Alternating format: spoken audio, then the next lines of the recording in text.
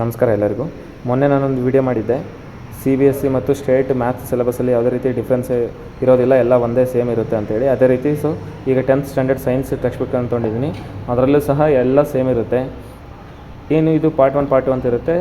ನಮ್ಮ state syllabus part 1 part 2 ಅಂತ ಇರುತ್ತೆ. CBSEಯಲ್ಲಿ ಎರಡು ಸೇರಿ ಒಂದೇ ಬುಕ್ ಮಾಡಿರ್ತಾರೆ. ಅದನ್ನು ನಿಮಗೀಗ ತೋರಿಸ್ತಾ ಇದ್ದೀನಿ. ಯಾವುದೇ ಡಿಫ್ರೆನ್ಸ್ ಇರೋದಿಲ್ಲ ಎರಡು ಟೆಕ್ಸ್ಟ್ ಬುಕ್ಕಲ್ಲೂ, ಎಲ್ಲ ಒಂದೇ ಇರುತ್ತೆ. ಸೇಮ್ ಟು ಸೇಮ್ ಇರುತ್ತೆ. ಕಂಟೆಂಟ್ಸ್ ಸೇಮ್ ಇರ್ತಾವೆ. And even diagrams, lesson names, questions ಸಹ ಎಲ್ಲ ಸೇಮ್ ಇರುತ್ತೆ. ಸೊ ಅದನ್ನು ತೋರಿಸೋಕ್ಕೋಸ್ಕರನೇ ಈ ವಿಡಿಯೋ ಮಾಡ್ತಾ ಇರೋದು, ನೋಡಿರಿ. ಸೊ ಈಗ ಫಸ್ಟು ನೋಡಿರಿ, ಈಗ ಇದು 10th standard science CBSE text book.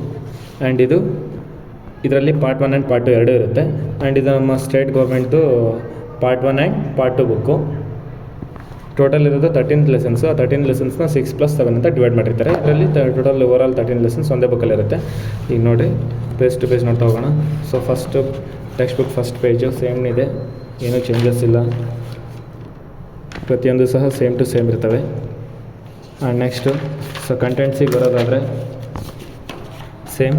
ಇದರಲ್ಲಿ ಟೋಟಲ್ ಓವರಾಲ್ 13 ಲೆಸನ್ಸು ಕೊಟ್ಟಿರ್ತಾನೆ. ಆ್ಯಂಡ್ ಇದರಲ್ಲಿ ಏನು ಮಾಡಿದ್ದಾನೆ, 6 ಲೆಸನ್ಸ್ ಡಿವೈಡ್ ಮಾಡಿದ್ದಾನೆ. ಸೊ ಫಸ್ಟು ಬಯಾಲಜಿಯಲ್ಲಿ 5 ಲೆಸನ್ಸ್ ಇದಾವೆ. ಆ್ಯಂಡ್ ಕೆಮಿಸ್ಟ್ರಿಯಲ್ಲಿ 4 ಲೆಸನ್ಸು, ಫಿಸಿಕ್ಸಲ್ಲಿ 4 ಲೆಸನ್ಸ್ ಇದಾವೆ. ಇದರಲ್ಲಿ ಹೆಂಗೆ ಡಿವೈಡ್ ಮಾಡಿರ್ತಾನೆ ಅಂದರೆ 2 ಕೆಮಿಸ್ಟ್ರಿ, 2 ಬಯಾಲಜಿ ಆ್ಯಂಡ್ 2 ಫಿಸಿಕ್ಸ್, ಈ ರೀತಿ ಡಿವೈಡ್ ಮಾಡಿದ್ದಾನೆ. ಸೊ ಡಿವೈಡ್ ಮಾಡಿ ಕೊಟ್ಟಿದ್ದಾನೆ ಅಷ್ಟೇ, ಉಳಿಕಿದ್ದೆಲ್ಲ same to same. So first lesson chemical reactions and equations. ಇಲ್ಲಿನೂ ಅದೇ ಸಹ chemical reactions and equations. So same to same ಇದೆ. ಎಲ್ಲ ಡಯಾಗ್ರಾಮ್ಸು, ಆ್ಯಕ್ಟಿವಿಟೀಸು ಪ್ರತಿಯೊಂದು ಸಹ ಸೇಮ್ ಟು ಸೇಮ್ ಇರುತ್ತೆ. ಏನು ಚೇಂಜಸ್ಸೇ ಇರೋದಿಲ್ಲ ಇದರಲ್ಲಿ. ಪ್ರತಿಯೊಂದು ಈಕ್ವೇಷನ್ ಆಗಿರ್ಬೋದು, ಅವ್ನು ಬಳಸಿರ್ತಕ್ಕಂಥ ಎಕ್ಸಾಂಪಲ್ ಆಗಿರ್ಬೋದು, ಆ್ಯಂಡ್ ಕ್ವಶನ್ಸ್ ಆಗಿರ್ಬೋದು, A to Z ಎಲ್ಲನೂ ಸೇಮೇ ಇರುತ್ತೆ, ಏನು ಚೇಂಜಸ್ ಇರೋಲ್ಲ. ಈವನ್ ಎಕ್ಸಸೈಸ್ ಪ್ರಾಬ್ಲಮ್ಸು ಸಹ ಸೇಮ್ ಟು ಸೇಮೇ ಇರ್ತವೆ. ಸೊ ಇದು ಕೆಮಿಸ್ಟ್ರಿಯಲ್ಲಾದರೆ ನೆಕ್ಸ್ಟು ಬಯಾಲಜಿಗೆ ಹೋದರೆ, ಸೊ ಬಯಾಲಜಿಯಲ್ಲೂ ಸಹ ಸೇಮ್ ಟು ಸೇಮ್ ಇರುತ್ತೆ. ಇಲ್ಲೊಂದು ಲೆಸನ್ ಅಂತ ತೊಗೊತಿದ್ದೀನಿ ಬಯಾಲಜಿಯಲ್ಲಿ, life process. So same to same lessons ಇಲ್ಲಾದ್ರೂ ಅದೇ ಲೆಸನ್ ನೋಡಿರ್ಬೇಕಾದ್ರೆ ಲೈಫ್ ಪ್ರೊಸೆಸ್ಸು.